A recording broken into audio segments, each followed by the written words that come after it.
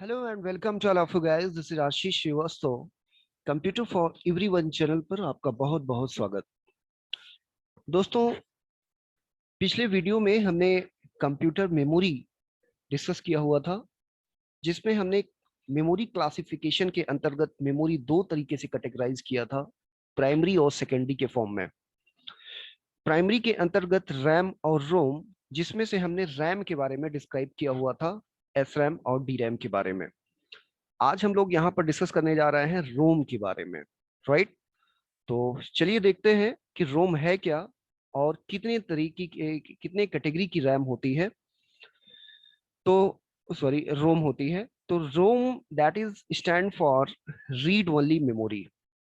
रोम को read only memory कहा जाता है और रोम भी बाय नेचर प्राइमरी मेमोरी के अंतर्गत कंसीडर की जाती है। रोम में खास बात क्या होती है कि रोम एक नॉन वोलाटाइल मेमोरी होती है। नॉन वोलाटाइल का मतलब होता है कि इसमें हम डेटा परमानेंट तौर पर स्टोर करा सकते हैं। The memory from which we can only read but can not write on it. ROM में जो डेटा होता है वो आप रीड कर सकते हैं, ठीक है, लेकिन आप अपने तरीके से इसमें दोबारा किसी भी तरह का कोई परिवर्तन नहीं कर सकते। मतलब यू कैन ओनली रीड, सिर्फ डेटा आप रीड कर सकते हैं। जो रोम मेमोरी में डेटा होगा वो आप सिर्फ रीड कर पाएंगे, कोई उसमें चेंजिंग या कोई परिवर्तन नहीं कर पाएंगे। It is a type of non volatile memory. ये एक नॉन वोलाटाइल मेमोरी होती है। नॉन वोलाटाइल का मतलब कि एक बार इसमें आपने जो डेटा लिख दिया फिर वो डिलीट नहीं होगा, वो गायब नहीं होगा, ठीक है, परमानेंटली डेटा मेमोरी में सेव रहेगा।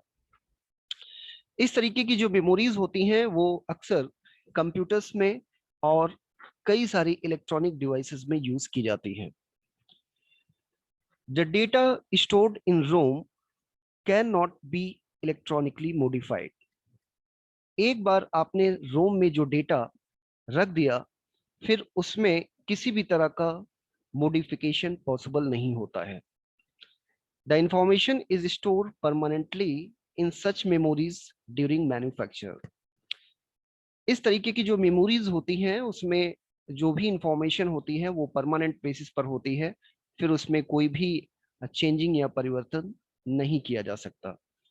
और मैन्युफैक्चरिंग, जब डिवाइस कोई मैन्युफैक्चर की जाती है तो उसी समय इस मेमोरी, इस तरह की जो मेमोरीज होती हैं उसमें उस मैन्युफैक्चर से रिलेटेड इंफॉर्मेशन, डिवाइस से रिलेटेड इंफॉर्मेशन, कई सारी इंफॉर्मेशन इसमें स्टोर करा दी जाती हैं और फिर वो बाद में उसमें किसी भी तरह का परिवर्तन आप नहीं कर सकते। गाइज, रोम कई तरह की कैटेगरीज में डिवाइड की जा सकती हैं या तीन अलग अलग तरीके से क्लासिफाई किया जा सकता है रोम को, जो कि है P ROM, E P ROM और double E P ROM. P ROM जो कि कही जाती है programmable read only memory. Programmable read only memory का क्या मतलब होता है कि एक ऐसी रोम, एक ऐसी रीड ओनली मेमोरी जिसमें वन टाइम कोई डेटा प्रोग्रामर प्रोग्राम कर सकता है, ठीक है। प्रोग्रामर के जरिए one time, only one time कोई डेटा उसमें राइट किया जा सकता है और एक बार राइट होने के बाद उसमें फिर दोबारा कोई परिवर्तन नहीं किया जा सकता।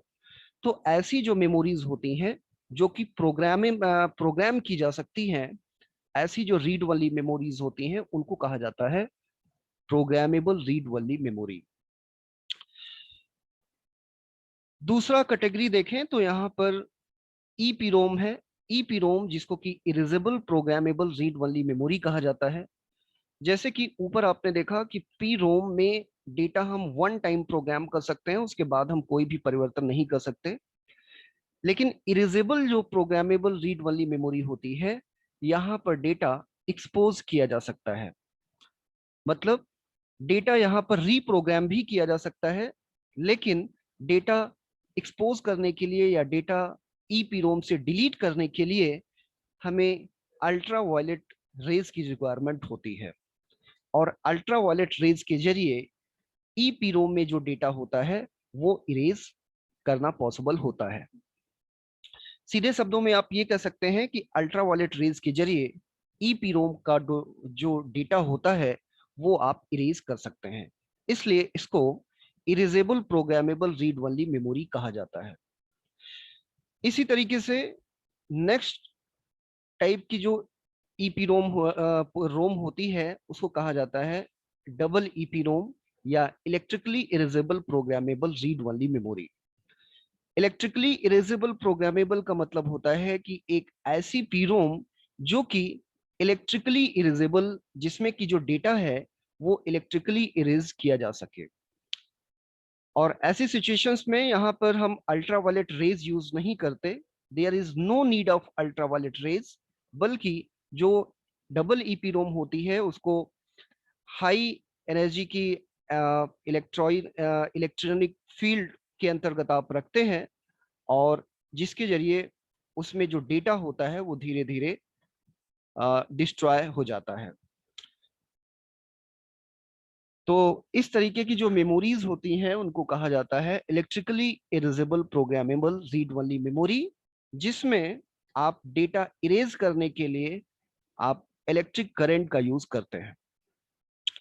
तो इस तरीके से रोम तीन अलग अलग कैटेगरी से कैटेगराइज की जा सकती है, P ROM, E P ROM और double P ROM. P ROM में आप वन टाइम डेटा प्रोग्राम करते हैं, उसके बाद कोई भी परिवर्तन पॉसिबल नहीं होता है। ई पी रोम जो मेमोरी होती है इसमें डेटा इरेज किया जा सकता है, लेकिन डेटा इरेज करने के लिए अल्ट्रावायलेट रेज यूज की जाती हैं। और डबल ई पी रोम में आप इलेक्ट्रॉनिक के जरिए, इलेक्ट्रिसिटी के जरिए डेटा इरेज कर सकते हैं, और यहाँ पर अल्ट्रावायलेट रेज की जरूरत नहीं होती है डेटा इरेज करने के लिए। आगे बढ़ते हैं, सेकेंडरी मेमोरी या परमानेंट मेमोरी। जैसे कि आपने स्टार्टिंग में क्लासिफिकेशन में देखा था कि मेमोरी बेसिकली दो तरीके से कैटेगराइज या क्लासिफाई की जा सकती है, प्राइमरी या सेकेंडरी। तो प्राइमरी के अंतर्गत ये सारा क्लासिफिकेशन हमने देख लिया, अब हम लोग डिस्कस कर रहे हैं सेकेंडरी मेमोरी को। गाइज, सेकेंडरी मेमोरी जो होती है ये परमानेंट मेमोरी होती है, या नॉन वोलाटाइल मेमोरी भी इसको कहते हैं, जिसके जरिए आप डेटा परमानेंटली कंप्यूटर में स्टोर करके रख सकते हैं। यहाँ पर सेकेंडरी का क्या मतलब होता है, ये जो मेमोरी है ये सेकेंडरी क्यों कही जाती है, इसको थोड़ा सा समझते हैं। Secondary memory is computer memory that is non volatile and persistent in nature and is not directly accessed by the processor। Secondary memory कहने का तात्पर्य ये है कि ये जो मेमोरीज होती हैं ये डायरेक्टली प्रोसेसर से एक्सेसिबल नहीं होती। अगर प्रोसेसर को कोई डेटा सेकेंडरी मेमोरी से लेना होगा तो सबसे पहले वो डेटा सेकेंडरी से मेमोरी से प्राइमरी में आएगा, और फिर प्राइमरी के जरिए वो डेटा प्रोसेसर तक पहुंचेगा। क्योंकि प्रोसेसर यहाँ पर सेकेंडरी मेमोरी को डायरेक्टली एक्सेस नहीं कर पा रहा है, वो सेकेंडरी के तौर पर एक्सेस कर रहा है, इसलिए ऐसी जो मेमोरीज होती हैं वो सेकेंडरी मेमोरी कहलाती हैं। सेकेंडरी मेमोरीज अलग अलग कई तरह की होती हैं, जिसके अंतर्गत हम लॉन्ग टर्म बेसिस पर डेटा स्टोर करके रख सकते हैं। Secondary memory is slower then primary memory. Secondary memories जो होती हैं ये प्राइमरी मेमोरी के कंपैरिजन में स्लोअर होती हैं। यहाँ पर डेटा ट्रांसमिशन रेट जो होता है वो स्लोअर होता है in comparison to primary memory, and but can store and retain data. लेकिन यहाँ पर डेटा परमानेंट तौर पर स्टोर कराया जा सकता है। इसका मतलब ये होता है, परमानेंट का मतलब ये होता है कि आप पावर सप्लाई ऑफ होने के बाद भी यहाँ पर डेटा स्टोर करके रख सकते हैं। Some common secondary storage devices, कुछ सेकेंडरी स्टोरेज डिवाइसेस इस तरीके से हैं, जैसे कि hard disk drive, floppy disk drive जो कि एफडीडी कही जाती है, और इसी तरीके से डीवीडी या डिजिटल वर्सटाइल डिस्क। इसी तरीके से पेन ड्राइव्स और भी बहुत सारी सेकेंडरी मेमोरीज आती हैं जो कि अलग अलग तरीके से कंप्यूटर सिस्टम में यूज की जाती हैं। And now there are some differences between primary and secondary memory. आइए एक समरी देखते हैं कि प्राइमरी और सेकेंडरी मेमोरी में क्या क्या डिफरेंसेस होते हैं। तो जैसे कि आप यहाँ पर देख रहे हैं कि प्राइमरी मेमोरी फास्ट होती है और सेकेंडरी मेमोरी स्लो होती है। मतलब यहाँ पर डेटा ट्रांसमिशन रेट फास्ट होता है, हाई होता है, और यहाँ पर डेटा ट्रांसमिशन रेट स्लो होता है।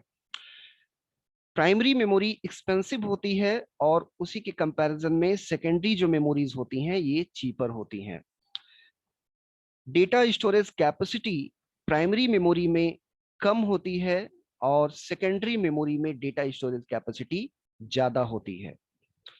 इसी तरीके से connects directly to the processor, primary memory processor से डायरेक्ट एक्सेसिबल होती हैं, लेकिन सेकेंडरी मेमोरी प्रोसेसर से डायरेक्ट एक्सेसिबल नहीं होती, means not connected directly to the processor.